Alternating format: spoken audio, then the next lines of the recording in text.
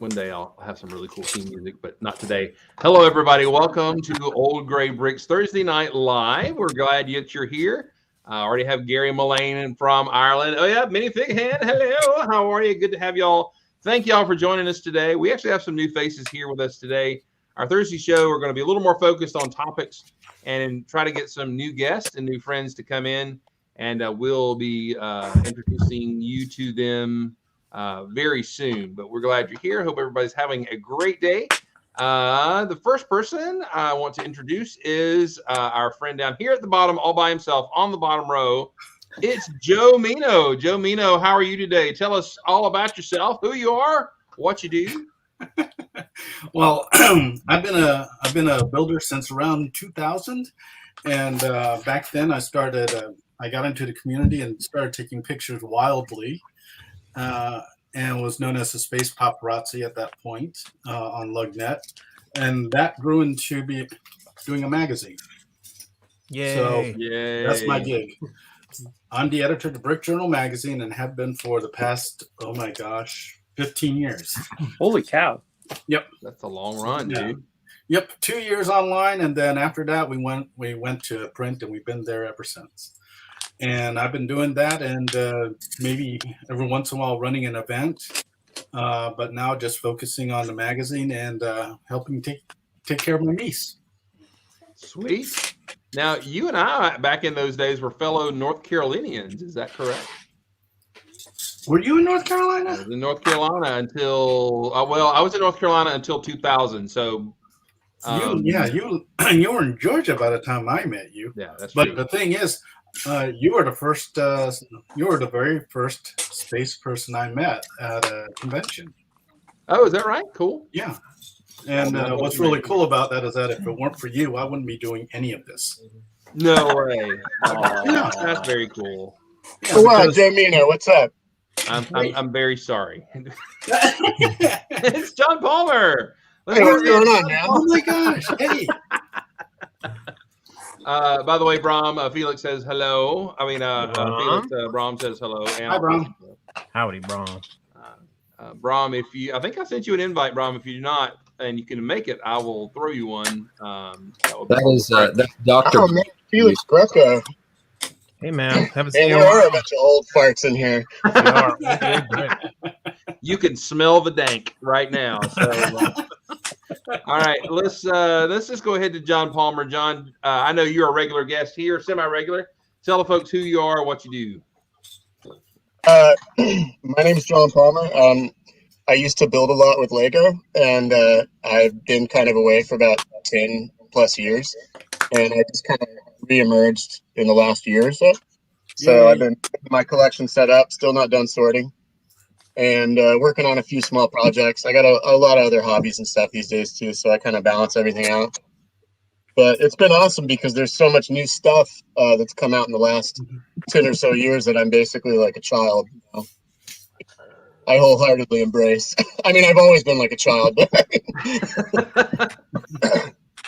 but yeah, I have a constant sense of wonder at Lego and all the new parts and everything. Sweet. We are. It is an honor and a privilege to have been part of dragging you back in. That is what we take pride in. That we brought John Palmer back from the long. Oh, Ryan Wood is in the chat. Hey, Ryan, what's up, man? Ryan. If you don't know, Ryan is runs the model shop at Legoland in New York.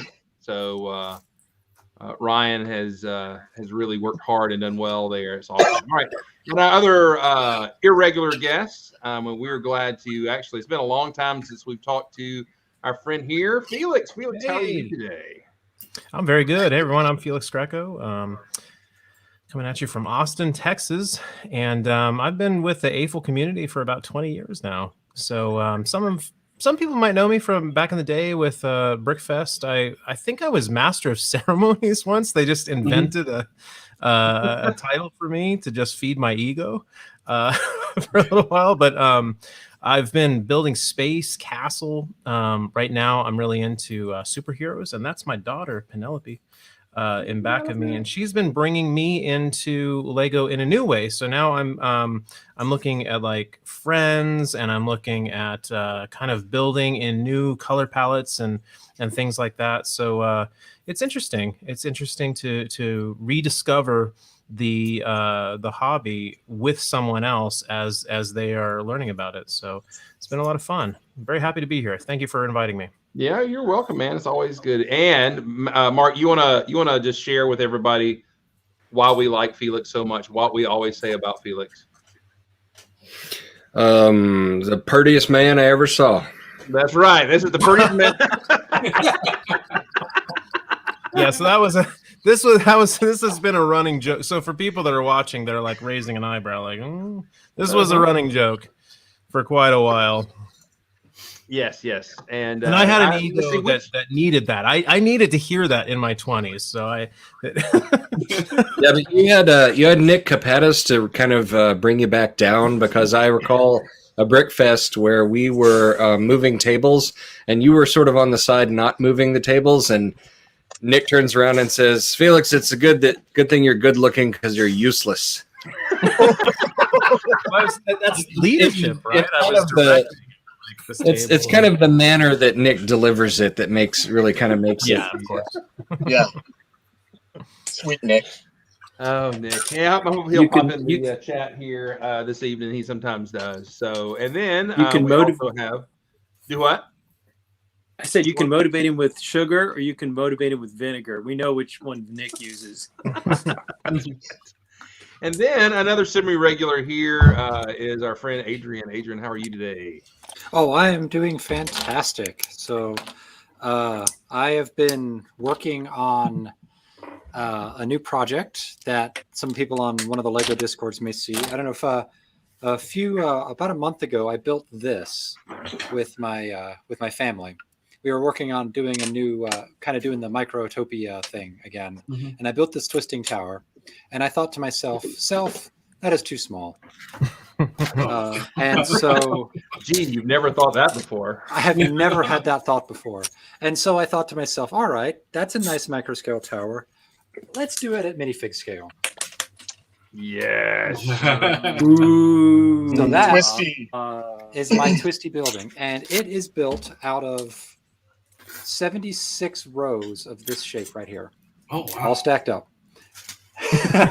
And each row is offset. You can see in the corners here, there's a 2x2 jumper plate. Each row is offset by a half plate or half brick with one of these jumpers as it twists up, and it's all held in the center with this axle. And I was going to make it as a ship. I was kind of working on it for Shiptember, but I'm not feeling it as a ship, so I'm going to turn it into a Moonbase module instead. Nice. Thanks to this whole thing. So, and in case you're wondering, I can actually swoop it and grab it from the top here, and I can lift it up. I got to grab it right. There we go. I can lift it up and move it around. And if you've never met Adrian, he is not a short man, and that is also sitting on a stool. So it's 76 rows, which is 150 studs, 152 studs. So something like 4 feet. I don't know, something around there. So, nice. So I'm gonna leave it sitting in the corner of the frame for the rest of the show, just like that. That would be a flex. Thank you very much. It's a bit of a flex, yeah. So and it looks really trippy when I'm in mini view on my screen, at least. It's kind of like trippy, vibrating, like optical illusion kind of action. So yeah. But Adrian, the question is, can you mount it to rotate? If I had a Lazy Susan, yes, but I don't have a Lazy Susan. Because that would be awesome to have it part of the Moonbase and then have it rotating. That's really trippy. Not a bad idea. Yeah. I think you got to do it. But when it rotates, it does kind of it keeps changing like the profile, the shape of it as it rotates. Yeah, exactly. Yeah. It's that corkscrew feel that as it's rotating would just be awesome. Yeah. The turn is I don't like it that angle. That's not the right angle. It's better. You could very quickly discover which people at the convention were the stoners, because they would sit there and go. Oh, you know what? You could make a large thing of ground, and you could have it sticking in there like it was a drill, but then it would be boring. Thank you. In case you're the twist is it's a 180-degree twist in the model. In case you're wondering, actually it's 179 and change. My son actually did the math Wait. on it to figure. Wait, I am not the only dad joke here.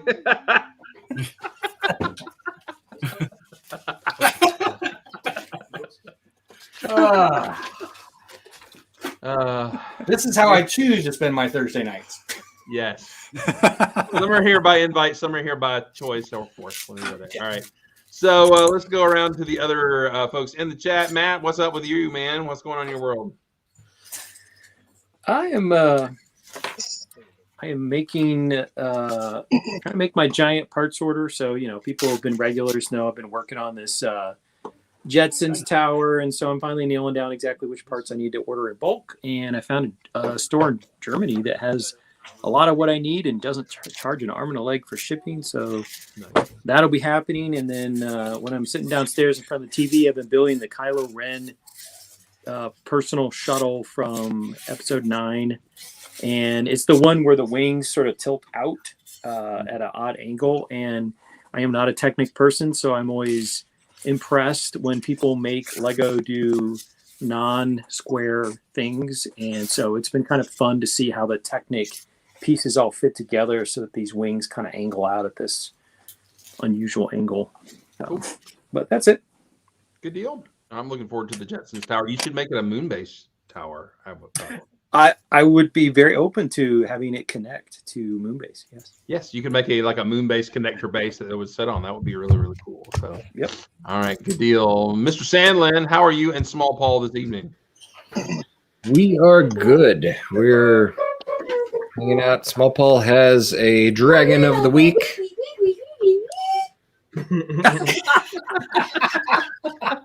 That was the theme song for Dragon of the Week. Come on. I love theme songs. Kids always have to have a theme song. All right. This is the Ninjago. Video game dragon. The video game dragon. I don't remember what number the set was. The Empire Dragon. We added these little next one. Come on, Dad, get with it. Yeah, we upgraded it. We added the Nexonite sword things to make his wings even bigger. Ace. It's also supposed to have. It also has, which I took off because I didn't want to play with those on it. So it has an axe buzzsaw. Whoa. Whoa, dude. So he can cut up. He's got upgrades. In all the right places. It's a buzzsaw, but it's also an axe. Yeah, okay. We added some spikes on the tail, and We added spikes on the tail. Very cool. Looks intimidating. we put the boosters, the booster jets on the shoulder. Your hand's kind of in the way. Okay, we put his booster jets there.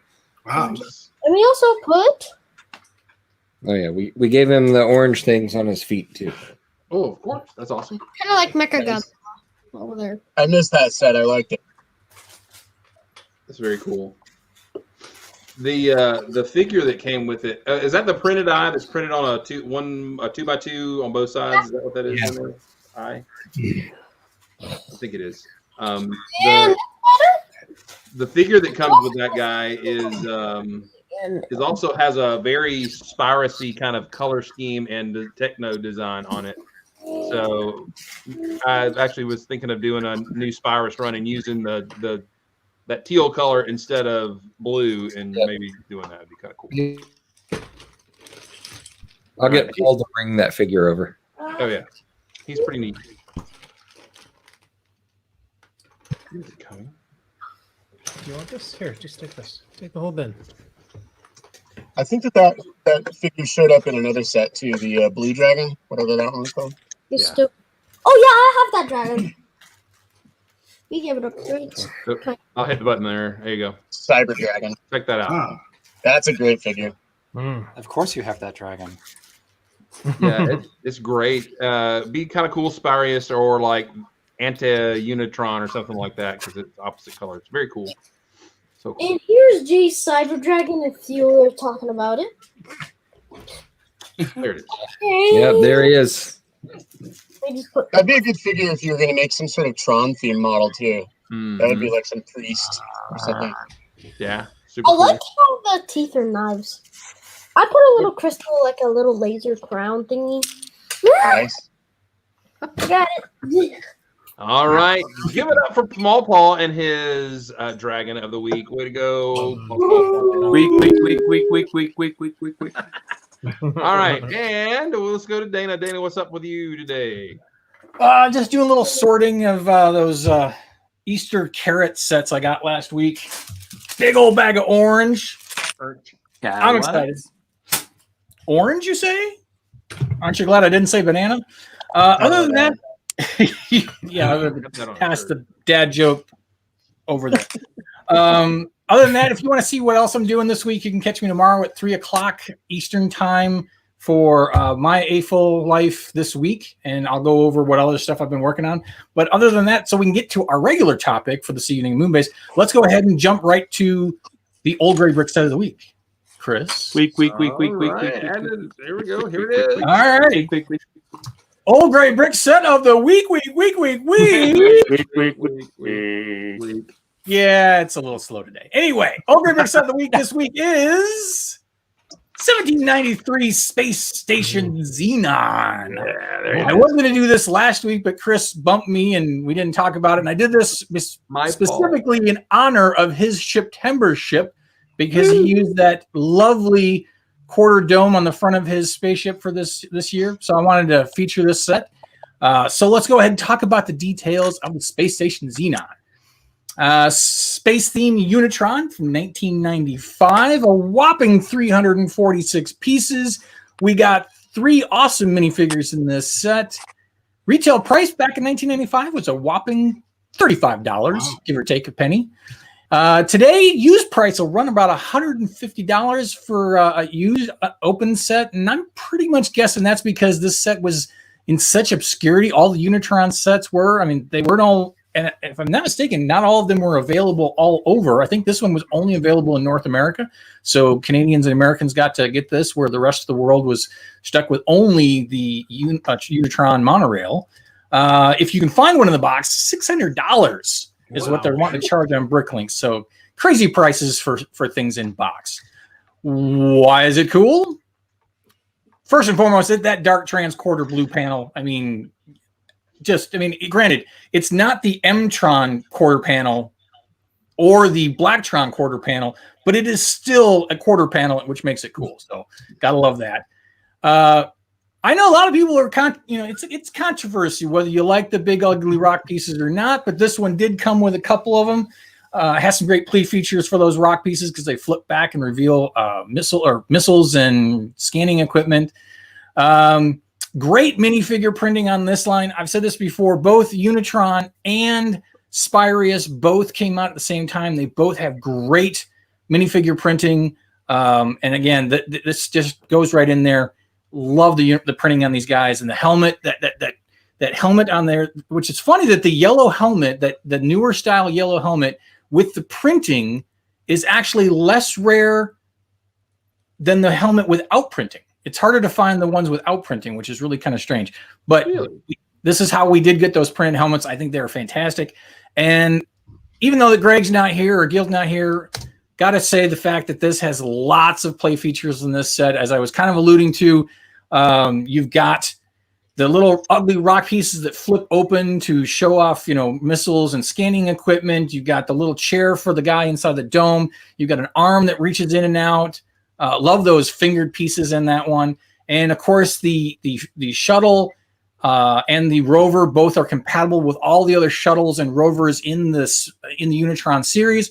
And also that weird kind of funky the funky ship here right on the corner that it opens and closes to reveal and show the scanning antennas or dishes at the same time. Just lots of fun play features in this set. It may have not been the most wow factor from a spaceship or a rover type of scenario, but I think as a kid, this would have definitely been a lot of fun to play with if this was like one of your first sets to get. So that brings us to this Old Gray Brick set of the week, 1793 Space Station Xenon. Week. Yeah, I don't think I've ever had. I don't think I've ever had one of those like in my hands or. I mean, I've never had one. Never seen one in person. Never. Which isn't surprising because, I mean, again, I said before, Unitron did not get a lot of love because it was such a short lifespan in the old Lego market. And that was 95, 96 around there. I Yep. do have the Starhawk too, whatever. That was a cool. That's It one of was my top. actually one of the best sources for slopes back in those days because it was just chock full of slopes. So good. Peter here. Y'all remember Mr. Runnels, Peter. correct? From the old guys. That's Steve Runnels there. I found a picture of him and Mark from back in the day. So talk amongst yourselves for a second. I got to find it. Oh, was that picture that you shared on our chat? Yeah. Yeah. I was going to say that's a very svelte Mark Sandlin, by the way. Yes, it is. Yes, it is. Let me find it. There it is. Let me see if I can. And I actually have the picture of the guy who went, "Hey, look, a Waffle House" on this. These pictures, but I'm not going to put his picture up. By the way, Brick Shelf is extremely slow nowadays. Here we go. Let's share this tab here. This was probably 2005. Oh gosh, where'd it go? There it is. There he is. Can you see it? Yep. There's a very gosh, that's what, 16 years ago. Mark Sandlin right there, and Stever. Wow. Yeah. Back in the day. Now, what Toys R Us is that? That is the Toys R Us in Rome, Georgia. We did a small show, and some folks came up for it. In fact, Todd Lehman, who ran Lugnet, came down for it. And then that's Mark Staffa. Staffa. There he is, Mark Staffa. Just before he won lots of money, building a very large structure there. Yeah, there was our display that day. It was really cool. That's cool. Toys R Us in Rome. So, yeah, Nice Ferris wheel. yeah, and that's 2005 Ferris wheel. That is pure Technic right there. I guess that was a Staffa build, I think. In our early days in Dixie Lug, there's some of our folks there. Let me see if I can find it really quick. There he is, right there. It'll take a second. Fascinating television. That is Hey Local Waffle House, right there. There he is. So, and that's actually Steve Runnels' builds right there. All his cars. So I hope he still has those to share with his kiddo. All right. So the year is 2002. I was at, I believe, my first convention. I met Adrian, and I believe Joe was there, and Felix was there. John, well, actually, you were not at that event. We just talked to you about the project, and you got super excited. I think that's the way it went. Isn't that right, John? No, I was at that meeting when we came up with it. That's right. All right, you made the post. I was looking at the post and the names on it, but you made the post. Yeah. So you were there. We were there. Joe, you might can fill us in. What was the Lego universe for adults like around 2002? Pretty small, actually. It was starting to grow at that point. Hey, just be warned, Nick has arrived. So Nick is in the gallery. Okay. I'm ready. Yeah, the Lego community wasn't all that big at that point. There were just a few people on Lugnet that were busy communicating back and forth. And so there was a big U.S. presence. And the Brickfest was the first event that got all of us together. And so basically it was a, for lack of a better term, it was a very open time. And basically because there were so few people, things were extraordinarily easy to get done. Mm-hmm. So yeah, you know, ideas were very easy to propagate through Lugnet. So basically, at that point, there were fads going in and out roughly once a month. There would be a new building fad, and it would just go through the system, and then there'll be another one that would go through. But it was just young, for lack of a better term. Just young. a big convention back in those days would be considered a small convention these days. The first Brick Fest that I went to was 2001. It was the year before that Moonbase happened. Or 78 paid attendees at that Brick Fest 2001. That's how small they were. Yeah. 78. 2000, they're like there were lug, 150, I think. Yeah, there are lug meetings that have more people than the first Brick Fest. Yeah. That's right. That's right. So we were all hanging out on Axel asked if there was Lego BBS. I bet you they were Lego bulletin boards, but a lot of us had got our feet wet in Rec Toys Lego, in the late 90s. And then LugNet came about mid to late 90s or whatever. But LugNet came out, 98, 99, somewhere around there.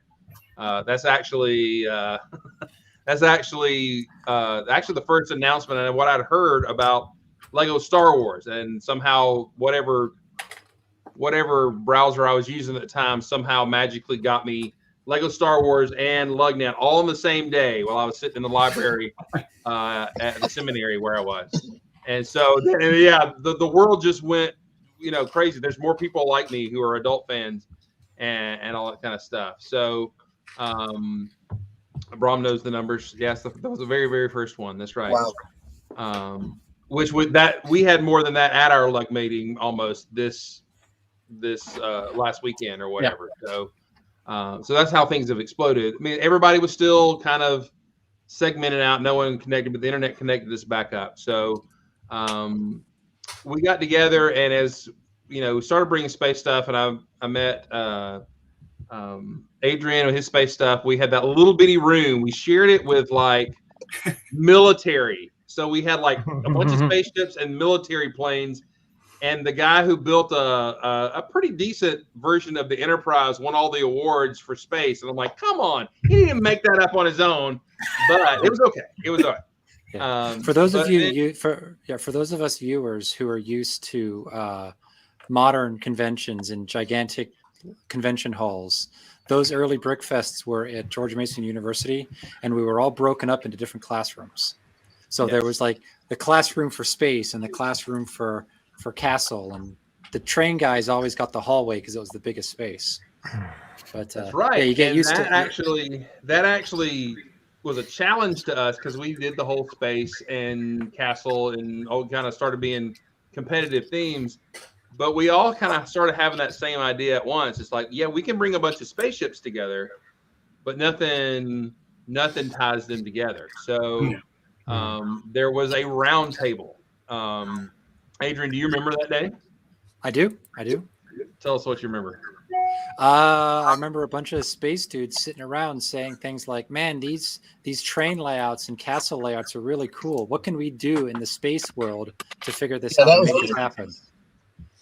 And it was we started talking about like if we could do some sort of crazy like 3-dimensional space station thing and how the logistics of that would work. And we were like, nah, this is going to be way too technically complicated. Let's simplify this down and let's make it something that anyone can partake in. Anyone can build a module. All you need is one of these. Says the guy with the 72 if you can fit it in your house behind him. Yeah. And so I don't remember like all the details because I'm an old man and my memory's shit. Sorry. That's our one. My memory's not so good anymore. But I remember having the meeting and I remember having these conversations, and I know that a lot of us guys were quite excited. To figure out something spacey. So John, do you remember that early idea was the space station thing? Do you remember that? Can you expound on that a little bit? What that idea was, or do you remember? Did you ask me? Yeah. Yeah. I think Paul Hartzog really pushed for that at the very beginning, and he was, Paul's always been about modularity. He's always been about systems integrating into each other, so that was cool. And we talked about that for a while, but Adrian basically said the same thing. We decided to make it terrestrial. It'd be basic, and when we came upon the base plate idea, it was like, well, you could make a really small moon base if you had a tiny collection. As long as you can make the corridors and they can line up, you don't have to have tons of pieces. You can make something small, and I don't know. I think it was the way to go, and it took off. So Yeah. So we scrapped that idea of the space station because it was just unwieldy and everything. So then we sat down and we were like, okay, so we use smaller base plates, bigger base plates. I think just the simple fact that base plates were gray and the moon is more gray. You can't have green or blue. That wouldn't communicate an alien world or whatever very well. So it was a common part. And then there was the big joke because I think when we started talking about this, one guy started talking about how ever-loving huge those gray plates were and how could we manage. I wish I had the picture of all the running early memes that we swapped with each other about how big those base plates were. I mean, my favorite one was the Earth and a base plate sitting on top of the world because that was when the guy was like, "We can't use it; it's just too big." And there was an El Camino with one in the back, and kind of I mean, honestly, really, if you think about it, a 32 by 32 would have been ideal, but they weren't in gray because a 32 by 32 would have allowed more and smaller modules and people with even more, even smaller collections make it accessible. But they weren't in gray. That was the only reason we went 48 by 48. Yeah. It was the color, obviously. There was, like a Blacktron base had one, that was very rare even then to have the Blacktron base with the gray, 32 by 32 or whatever. All right. Felix, do you remember coming up with the design of the actual corridor? I mean, I do remember that, and I remember it was Adrian that was at the whiteboard, and he was drawing it out. And the biggest part of the conversation, as I recall, was the height. It was not necessarily the shape. When we talked about the 2 pins being on the side, and as far as like how tall does it need to be for a minifig, we came together on that pretty quickly. But man, it was a contentious argument when it came to the height. I don't know if you all remember that, because we were talking about how, okay, are we going to do it this many bricks and a plate, or just this many bricks? Yeah. How high does it need to be in order for a rover to go underneath it? Yeah. And the monorail was a big part of that. Can the monorail fit underneath it? And so we had a lot of conversations about what was going under, what was going over. And that's what I recall the most is height. It was well thought out, though. I mean, it worked out pretty well. But the height also, the height changed a little bit later, too, because initially everybody agreed to make it 8 bricks off of the base plate. And then at some point, somebody realized monorail stanchions are 10 bricks tall. Yeah. And when we realized that monorails wouldn't line up with the floor if you made a monorail station, we made the height switch to 10 bricks up to fix, as Bram was saying, to fix the monorail height issue. Bram has the photographic memory of all events. If he was here, we would just turn him loose and he would tell us. Now, another part that I remember of that conversation was also, were we going to standardize a color scheme? And there were some that were saying like this would make the Moonbase look more uniform. It would look like we would build something really big. It's beautiful. It's awesome. Yeah, I'm really glad we decided in the end. We were like, just listen, the moon bases have to reflect the individuality of the creator, and you're going to limit creativity if we nail it down to a color scheme. So, yeah, I'm glad we went with that as well. Yeah. Now we did get some critiques from some that were pretty popular in the community as the popularity of this thing went on. That they were like, it doesn't look futuristic enough. It looks, I mean, it needs a drab color scheme and stuff like that. The art wasn't there and stuff. And it's like, this is really for fun. The main part of this is you don't have to have a ton of bricks and you can participate in a big deal. And that was what was important, I think, to us at the beginning. And wouldn't you say? Yeah, absolutely. I mean, what I recall is we had the space community was always trying to get under the skin of the train community. That's what I recall. And so what we were doing is, when they went off to dinner, we were taking tiny little babies and we were putting them all over, their layout. And so it was a constant battle of them against us. And that was all us. That was not the train people. Put this That was baby on my rolling stock. Yeah, that was totally us. And we were, even in the events where all the people would get together, we were always the ones speaking out like space. You're always the ones doing that. But it kind of was born from that obnoxiousness where we got together and said, hey, listen, what is a way that we could collaborate? The castle people can do it. The train people can do it. Is there a way that we can do this? And that was a really organic way that everything just kind of grew together. I forgot about Rage Quit. Certain individual I will not name was a big castle builder, and this one, it was like over the Thanksgiving week. I was at my wife's mom and dad's house, and just happened to be had my computer out and was chatting on, was it AOL chat or something like that, and he was just showing something, and I just kept throwing the word space in there, just for being a little bit of a dingus and just chilling. And suddenly, Steph Jimple? Yes, that would be it. And he just all of a sudden, you guys are lame or whatever, and he quit and he never came back. It was a single word. He wrote idiots in all caps, and then he yes. Oh, that's sweet. Never ever saw him again. That's precious. I love it. So this was the level of maturity that we brought to these. I now see why I was drawn to the whole Moonbase thing to begin with, because it just speaks to me. It was born of rebellion for sure. Yeah. But the cool thing is, and let me see if I can share this screen here. I actually found the announcement where John Palmer put it on Lugnet. Unfortunately, none of the links work for the pictures in it. So pull that up here. Thank you for not putting them in order. There it is, right there. Introducing the Moonbase project. That is the 26th of July, 2002. Guys, that's over 19 years ago. Bam. That is 19.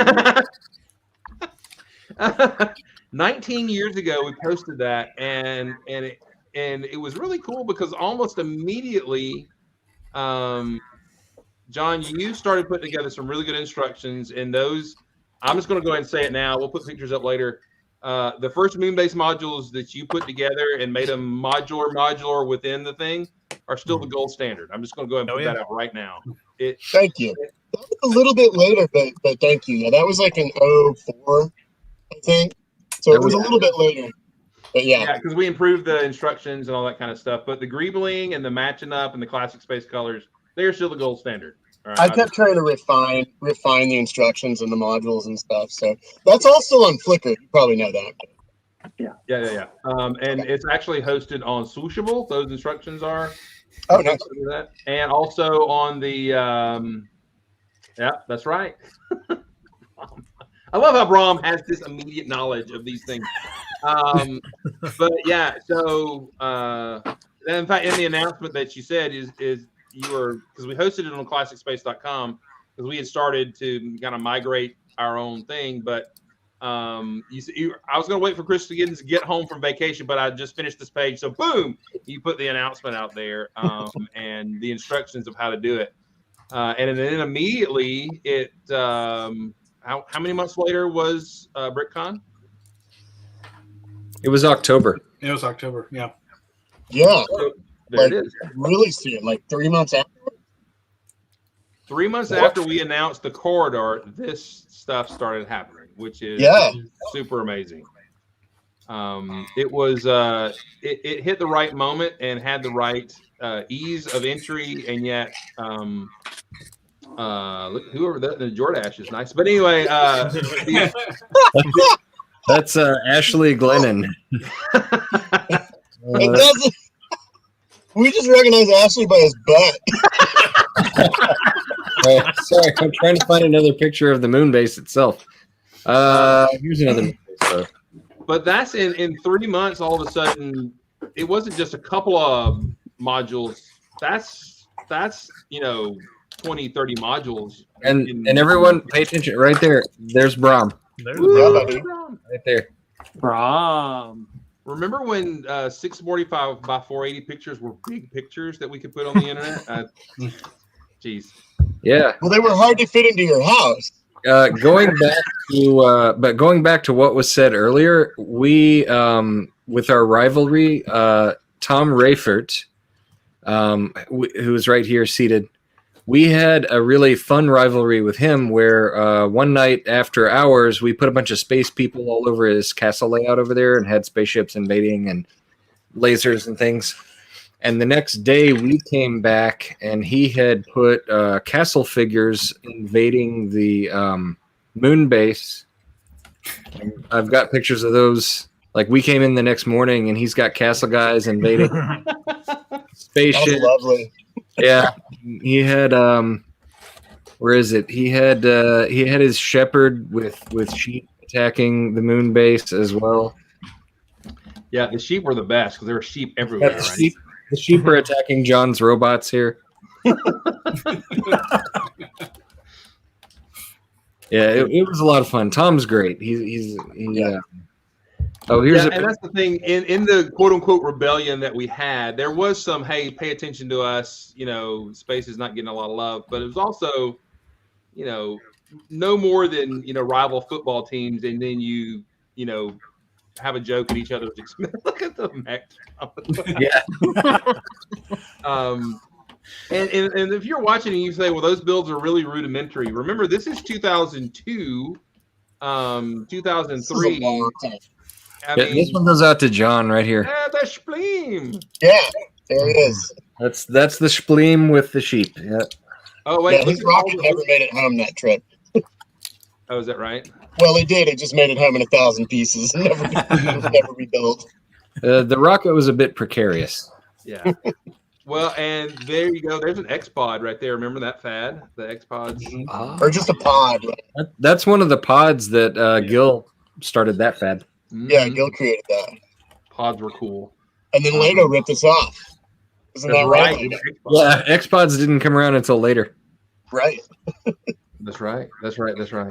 So it was rivalry, but it was in general lighthearted rivalry until somebody called us an idiot and ran out of a chapter. I think part of the reason that we got along, part of the reason that we got along so well with Tom is he recognized that we were doing it all in jest, and we didn't take ourselves or our projects that seriously, and the train guys did, and that was part of the fun of harassing them, was how serious they took their business and how unseriously we took ours. And that, you know, that it sounds so ridiculous to say this now, but we were the young upstarts back then. We were the young. 19 years ago. Hey, Felix, at least we're 19 years more mature now. Yes. Right? We're not. Now there's more dad jokes. Yeah. We're not. But yeah, so they were those who, you know, okay, let's just go ahead and say it was really fun to get under Larry P's skin. And It still is. It still is. But the best part is when Larry P brought his son to Brickfest, and what did his son build? Space. And he wanted to build space too. And then his son got to win something, and he won the big jar of soccer balls. Do y'all remember that? Yeah, no, what it that was the was thing he wanted. It was the raffle, and during the raffle at that event, they just had a bunch of stuff up on stage, and when you pulled the raffle ticket, you just went up on stage and grabbed what you wanted, and that jar of soccer balls was sitting on the stage, and he goes up there and is like, "I want the soccer balls," and he came back and he sat next to Larry, and Larry was like, "What in the bleep are you doing, boy?" That was before the GBC. That's probably like $1,000 worth of soccer balls. Yeah, you know, in modern products, but back then they were useless. That's a picture of Larry from that's 2003 BrickCon, but that's a photo I had, so you know. He's aged like a fine wine. I just want everyone to know that. Yeah, I'm aging like spoiled milk myself. So, and I would say for the next 7 years in at Palmer, I think about 2009, you put a post on Lugnet that said Moonbase is dead, long live Moonbase, because we were we were all starting to fade a little bit when it came to communities. There were shifts in where community was, and we were all kind of getting burned out. Joe Fest, which we, as we affectionately call it, was our really big last hurrah getting together, which was great. We had the huge Moonbase. We had tons of space guys. That's where Gil was there, Tom was there, God rest his soul, and all that kind of stuff. All of us hung out. You know, we went to the museum and all this kind of stuff. It was like the best. And then, you know, that kind of went away. We kind of were going on with our lives. I had a kid, all this kind of stuff. So life kind of happened, and Moonbase kind of fizzled here in the States. But God bless the Europeans, they kept it going. There's a lot of I've seen lots of pictures and stuff like that. The Moonbase continued on through Europe. Then about 2011, 2012, I went back to Brick Fair, Virginia, and there's a guy named Michael McLeod. He's in his group. He got a restart. He had his own standard. He lifted it up and was kind of using Mills plates as the base. I don't know if y'all know what Mills plates are, but they're you put a base plate down and then you put some bricks down and put another layer, which is your surface layer of plates on top of that. And so you can run wires. Yeah, there's a Mills plate standard right there. To me, it's really parts intensive and defeats the, now, I mean, he was showing how sturdy you can make the stanchions and stuff like that. And it raises the standard up by what, 5 plates, I think is what it is. Once you get all that, 4 plates, 5 plates and everything. But to me, it defeats the purpose. I kind of, we never really pumped that up. I didn't like it because the simple thing was you go get a base plate, you add 30 parts to make a connector, and you can connect to Moonbase. So that's why it's kind of speaking of connectors. No, that's a photo of the Moonbase. That's it. That's right. Of course it is. The Moonbase.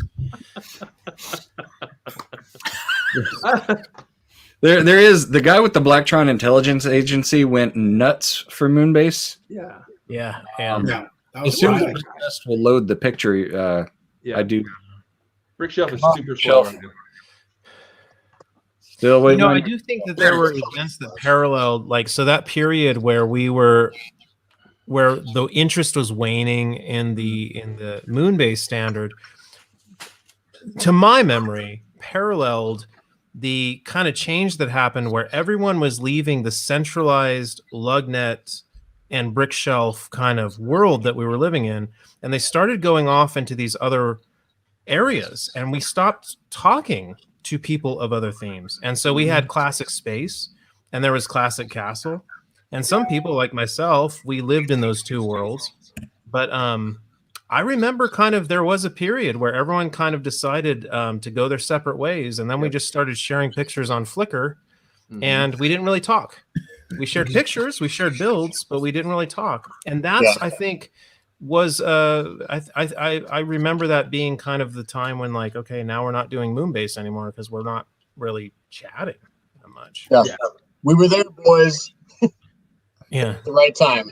Yeah. Well, and, you know, and then it was kind of like a second generation was coming out, and that's where folks like Tyler Kleitz and all those kind of younger, and Ryan was kind of with us, but also them, that new crop was coming out, and we were, you know, Mark and I had made the set. That was kind of that almost burned us out.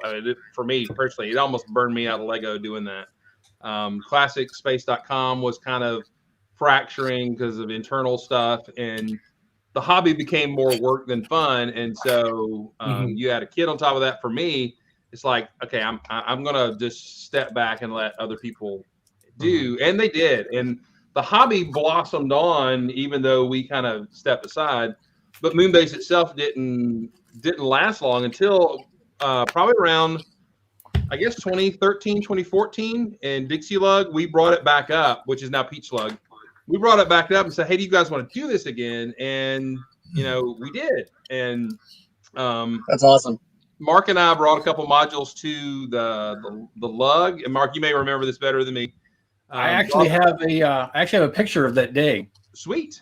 Do it. If you want to share my screen, you'll see.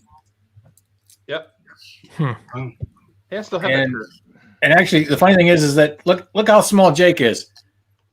Oh my goodness! Look at. Wow. He's been working out. Look at those muscles. Yeah, Look at those he, packs. yeah. He built them. He all the way the module all the way to the left, and that picture is the one he built back in those days. So The little Blacktron 2 one, I think, isn't yeah, it? it Yep. was.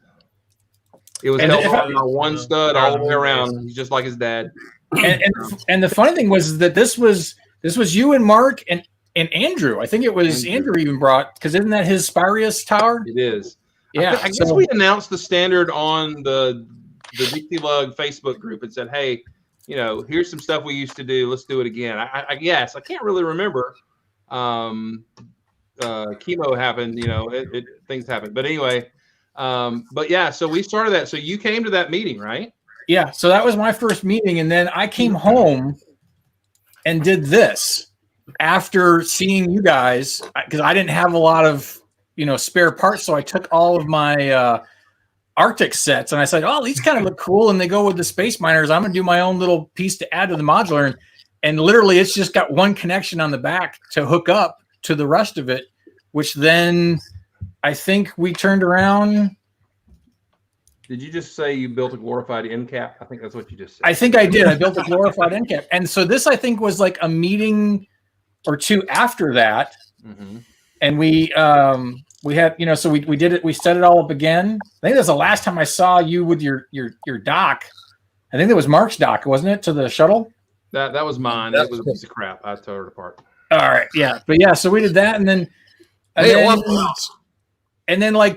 think what the Brick Fair was. So that was in July, and then Brick Fair in January the next year, we turned around and did this bad boy.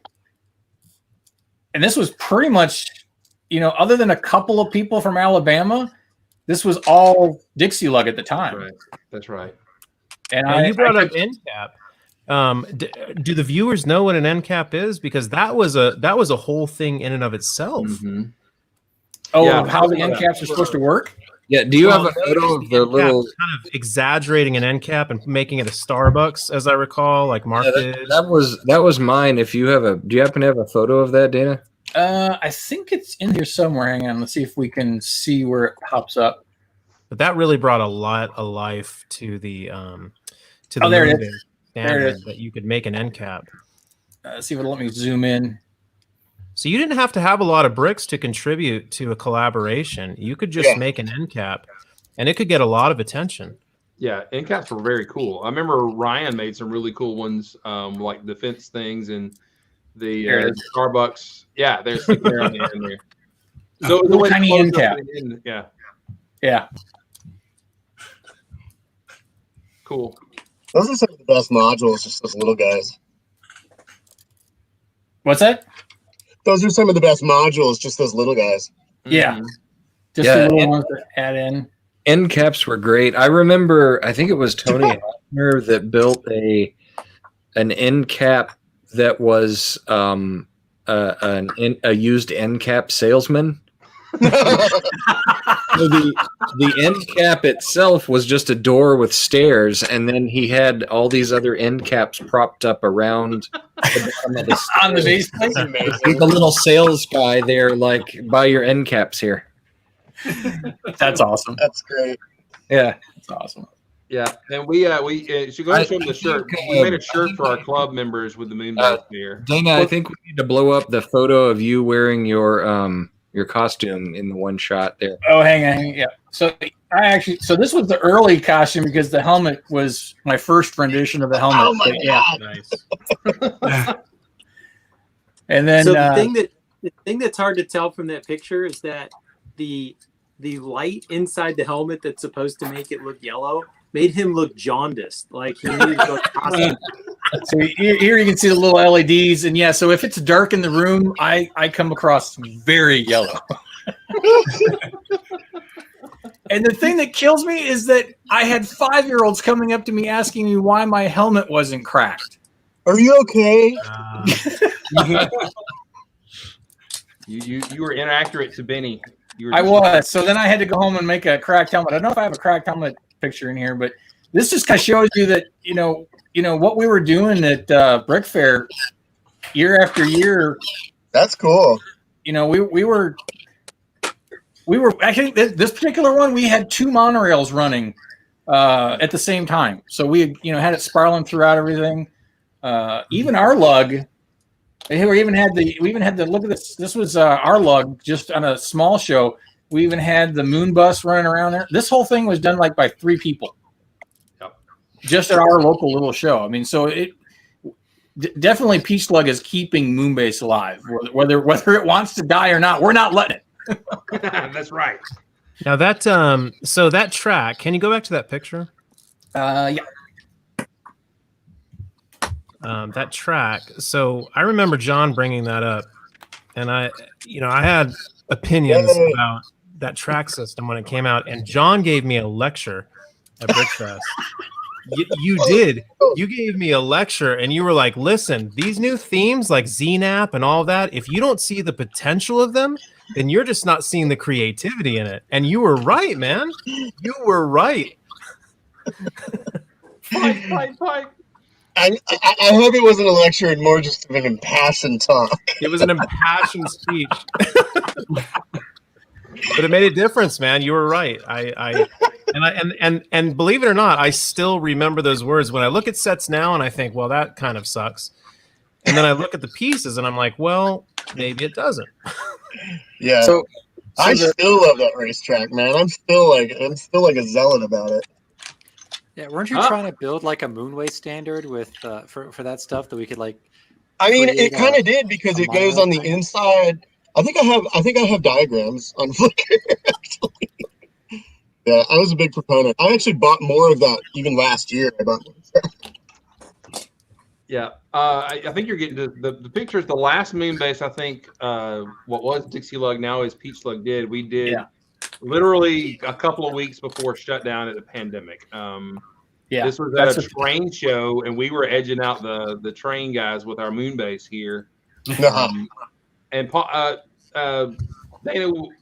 am I correct in saying that your modules there were inspired by Palmer's modular modules? Is that correct? Oh, absolutely. Matter of fact, I think it was right before I found Dixie Lug at the time. I was going through in something with Moonbase, and I stumbled across the instructions that I thought were actual real Lego instructions. And I was like, what set did I not get, or what did I miss when I was a kid? Because I thought they were real Lego sets.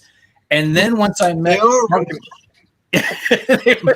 and then when I met Mark and Chris, and I was like, oh, okay, that's what this is all about.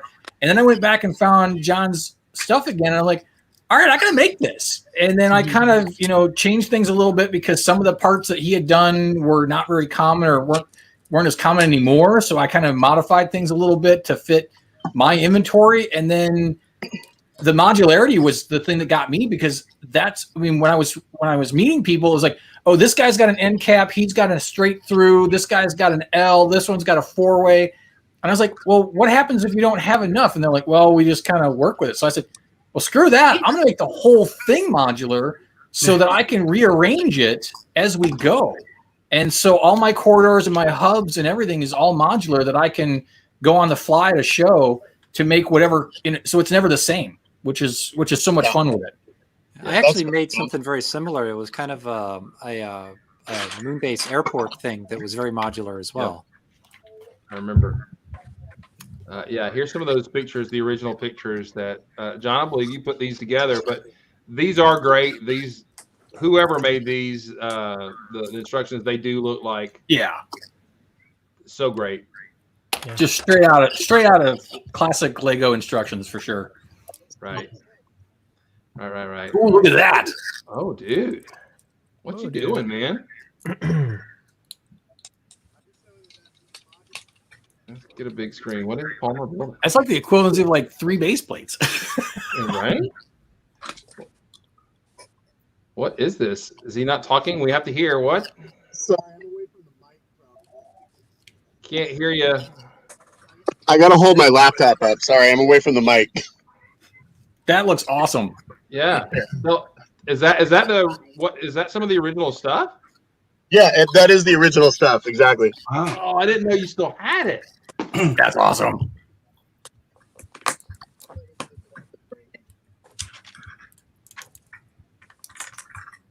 Oh. Ooh. Wow. Oh So, yeah. yeah, very Really? dusty. A little bit dusty. Needs to be put back together a little bit. But yeah, That's awesome. Yeah, and that greebling and those cuts with the greebles in there are just so choice and so great. Oh, what's that? That's awesome. that's sort of the backbone for it. It's like an eagle from Space 1999. Mm-hmm. Sweet. So they go and they set up the monorail with the truss from the top of it. So great. That's cool. So yeah, probably be done next September. All right, Palmer, what do we have to do to get you to Brick Fair, Alabama, or the rest of you too? But what do we got to get you to do Brick Fair, Alabama, and bring the original Moonbase module like that? When is Brick Fair, Alabama? It is the MLK weekend. It's in January. If I had this thing finished by January, I'd consider it. If my schedule's open. Palmer, You heard it. nothing's growing in January, so you can leave your plants. What's that? Nothing grows No. in January, so you can leave your plants. You know me too well. I went camping this weekend, and I could tell my wife hadn't watered my cacti inside. I've got these little baby cacti that are all propagating, and I was like, "Honey," and she was like, "I know." Did you say, "Hey, baby, you can water my You did water my cacti cacti, did you? Yeah, but I totally busted. All right. That's Hey, all right. I know the good thing about this show, this actually feels like we're back at convention yakking at each other, and that's the best part. We are up at an hour, which we're gonna get ready to close it down. For those of you who are watching, thank y'all for being here. We will probably personally, when this show's off, keep talking and everything and hanging out. Craftsman sticker, that's right. But anyway, make sure that you hop over from here when we were done. And Boone has his show at 9. It's just now started. So you want to go over there and hang out with Boone for Bricktorious. And we would love to have you say, hey, we're here from Old Gray Bricks just to say hello. So glad that old friends, new friends are hanging out today. And you guys in the chat, you will always get an invite. You can always just jump in anytime. We will be back. Some of us will be back. I will not be back on Monday, but these guys will for Messy Monday and also next Thursday for Thursday Night Live. So thank y'all for being here. Any last words before we close out? Any final thoughts y'all want to get? Long live Moonbase. Long live Moonbase. Long live Moonbase. All right. Hey, guys, you guys be kind, be awesome, build awesome, and love on your neighbor. Have a great night. See y'all later. Bye. Bye.